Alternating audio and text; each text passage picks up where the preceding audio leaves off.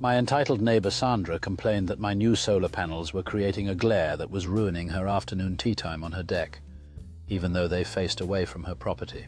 She started a petition demanding I remove them, claiming they were an eyesore that violated the neighbourhood's traditional aesthetic.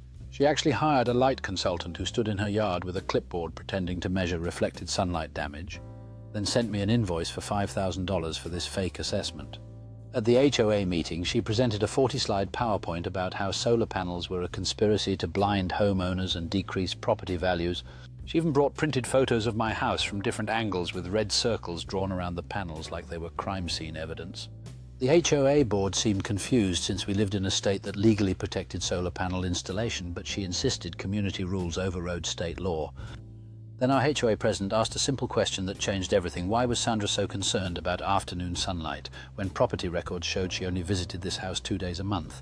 Turns out Sandra had been illegally renting her house on vacation rental apps while claiming it as her primary residence for tax purposes. She'd been committing tax fraud for 5 years, saving thousands in homestead exemptions she wasn't entitled to.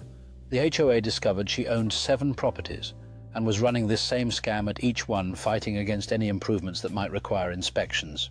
The IRS got involved after the HOA reported her, and she ended up owing $300,000 in back taxes and penalties. Her properties were seized to pay the debt, and the new owner of her house immediately installed their own solar panels in solidarity with mine. The HOA now uses her PowerPoint as a training example of what not to do